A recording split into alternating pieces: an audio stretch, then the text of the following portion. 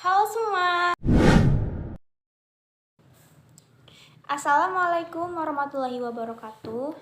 Selamat siang semuanya. Perkenalkan, nama saya Leli Serina ini, NPM 20210014. Pada kesempatan kali ini, saya akan menampilkan sebuah video yang berjudul Peranan Pasar dalam Ekonomi.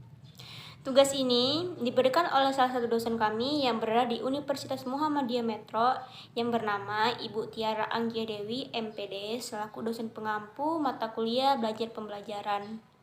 Mohon maaf jika dalam penyampaian materi terdapat kesalahan kata atau kurangnya materi yang saya sampaikan, dan buat teman-teman selamat menyaksikan video berikut ini.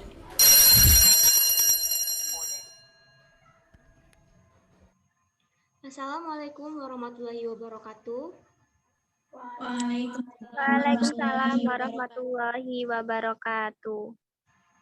Perkenalkan, nama saya Lili Sarina ini, NPM 20210014. Puji dan syukur atas kehadiran Allah yang dimana pada hari ini kita bisa melaksanakan pertemuan virtual melewati Zoom dalam keadaan sehat walafiat, yang dimana pada pertemuan kali ini kita akan membahas materi tentang peranan pasar dalam ekonomi. Mungkin di antara kalian udah banyak yang mengetahui tentang pasar, tapi cuman ibaratnya sekedar pasar itu yang terlintas cuman tempat jual beli barang seperti kebutuhan sehari-hari ataupun kebutuhan yang lainnya. Namun di sini pasar yang akan kita bahas yaitu tentang jenis-jenis pasar dan peran pasar di dalam kegiatan ekonomi. Apa sih itu pasar? Pasar adalah tempat bertemunya calon pembeli dan penjual untuk melakukan transaksi jual beli barang atau jasa. Ciri khas dari pasar adalah adanya kegiatan transaksi jual beli barang atau jasa.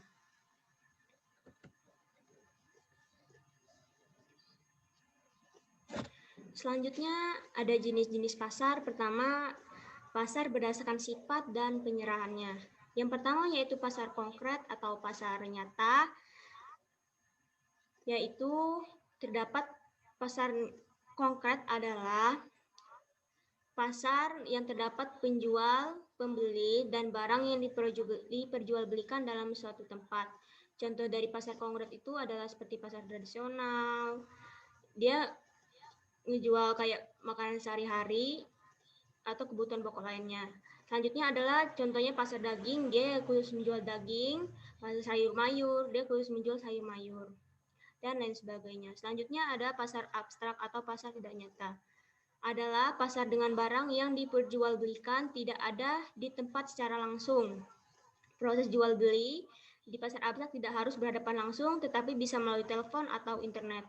Contoh dari pasar abstrak itu sendiri yaitu ada pasar modal, pasar online, sejenis online shop segitu, dan lain sebagainya.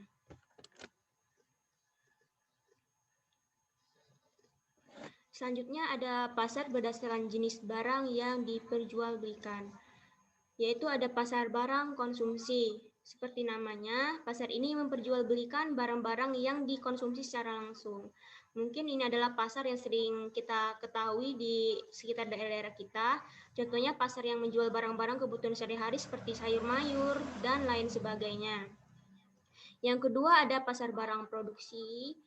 Berbeda dengan pasar barang konsumsi, pasar ini memperdagangkan faktor-faktor produksi. Contohnya pasar yang menjual mesin-mesin produksi, alat pertanian kayak traktor atau yang lainnya, dan alat transportasi.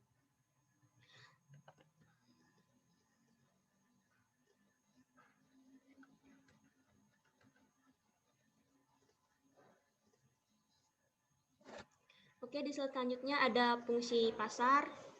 Yang pertama, fungsi pasar sebagai distribusi. Pasar berfungsi sebagai distribusi, memudahkan proses pendistribusian dari produsen ke konsumen. Contohnya, jika kita ingin membeli beras, kita tinggal pergi ke pasar tanpa harus langsung ke pabrik berasnya.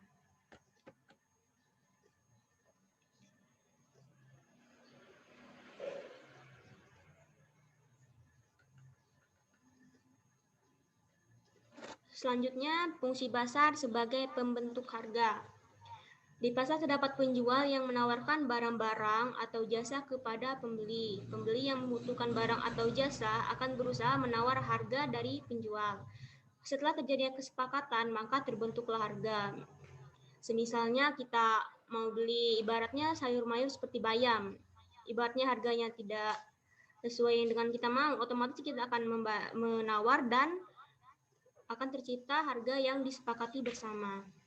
Oke, selanjutnya pasar sebagai sarana promosi. Di sini pasar sebagai sarana promosi maksudnya pasar menggunakan produsen untuk mempromosikan barang atau jasa yang akan dijualnya kepada konsumen. Ibaratnya kita ada suatu hal yang akan dijual di pasar, otomatis itu bakal jadi sarana promosi untuk masyarakat yang melihatnya dan memudahkan untuk menjual barang tersebut. Selanjutnya ada peran pasar. Yang pertama, peran pasar bagi konsumen. Adapun peran pasar bagi konsumen diantaranya sebagai tempat yang pertama, promosi barang atau jasa. Yang kedua, untuk mencari bahan-bahan produksi. Yang ketiga, menjual barang hasil produksi.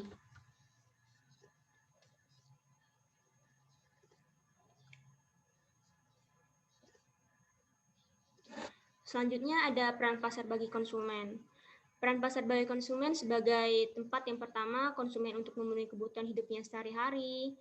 Yang kedua, kebutuhan untuk mendapatkan barang yang dibutuhkan. Dan yang ketiga, konsumen untuk menawarkan sumber daya yang dimilikinya. Yang terakhir yaitu peran pasar bagi pemerintah. Peran pasar bagi pemerintah sebagai yang pertama, sumber pendapatan bagi negara atau pemerintah. Yang kedua, penunjang bagi kelancaran pembangunan nasional, karena terdapat bahan bangunan sebagai penunjang pembangunan dan pasar pemerintah memperoleh pendapatan yang kemudian pendapatan itu dipakai untuk pembangunan.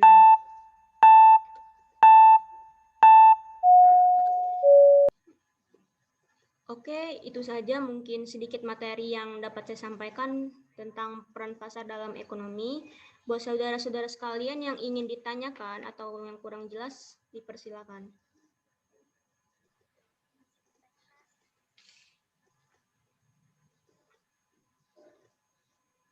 Nama Jinsiawati, NIM 2021011, izin bertanya, bagaimana pengaruh marketplace online terhadap pasar tradisional yang ada di Indonesia? Terima kasih.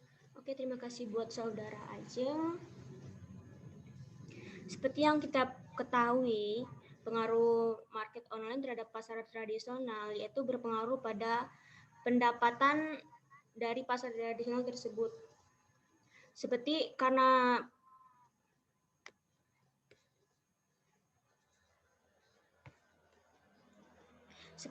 keadaan pasar tradisional yang harus bertatap muka langsung atau harus berjalan langsung ke pasarnya, itu banyak masyarakat yang memutuskan untuk berbelanja online ke tempat-tempat pasar online karena di sana lebih praktis dan efisien.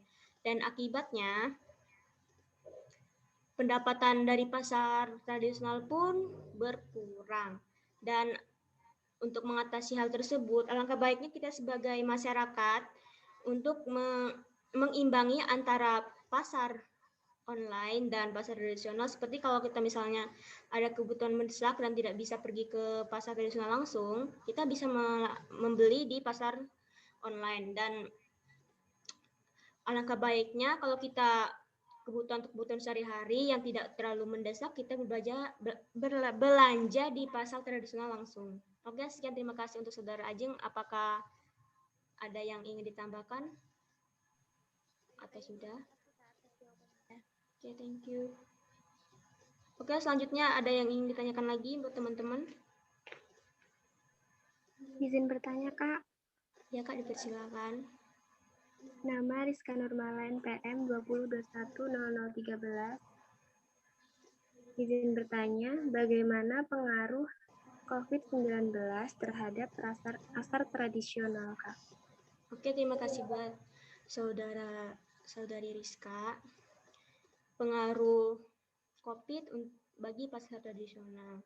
Seperti yang kita ketahui sekarang, akibat adanya COVID, pasar tradisional sepi, bahkan banyak penjual-penjual yang istilahnya harus tutup karena adanya COVID, karena sepinya pembeli. Yang akibatnya pendapatan pemerintah, bahkan pendapatan dari masyarakat yang bergantung dari pasar tradisional itu dapat terganggu.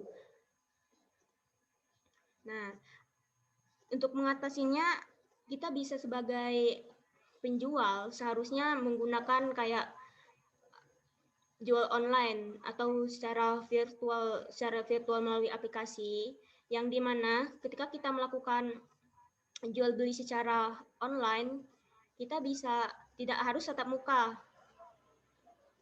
dan meminimalisir penyebaran COVID itu sendiri. Selanjutnya, kita bisa ke pasar, tapi batasi jarak dan cobalah buat pakai masker. Oke, buat saudari Rizka, apakah udah dipahami atau ada yang tambahkan? Baik, Kak. Terima kasih atas jawabannya. Insya Allah bisa dipahami. Oke, selanjutnya buat saudara-saudara yang lain, apakah ada yang ingin ditanyakan lagi? Izin bertanya, Kak. Ya. Nama Anggi Dahliani, NPM 2021007. Tadi kan dijelaskan tentang jenis-jenis pasar yang masuk ke dalam pasar abstrak itu kayak ada pasar modal. Fungsi pasar modal itu apa sih, Kak, di dalam perekonomian Indonesia? Itu aja, Kak. Terima kasih. Oke, terima kasih buat saudari Dahliani yang sudah bertanya. Fungsi dari pasar modal. Yang pertama itu sebagai tempat untuk menambah modal usaha. Yang kedua digunakan untuk pemerataan pendapatan. Yang ketiga sarana peningkatan kapasitas produksi. Terus selanjutnya adalah sebagai sarana menciptakan tenaga kerja.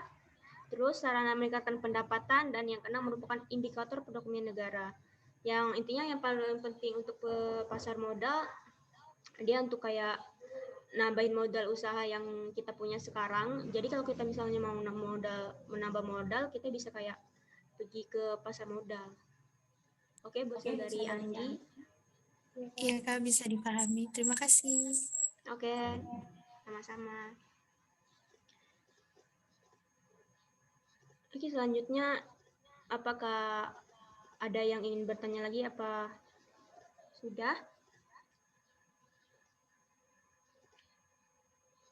Sepertinya sudah cukup, Kak. Ya, sepertinya sudah, Kak.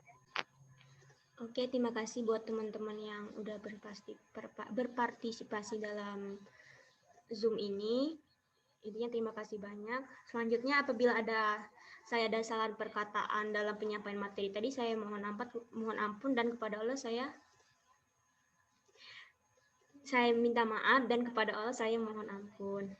Oke. Sorry. Mungkin kalau misalnya memang ada materi saya tadi yang kurang lengkap ataupun yang nggak sesuai, ya mohon dimaklumi lah ya. Kalian bisa mencari sendiri, entah itu dari internet atau bahkan dari buku-buku yang selanjutnya mungkin bisa kita bahas di lain waktu.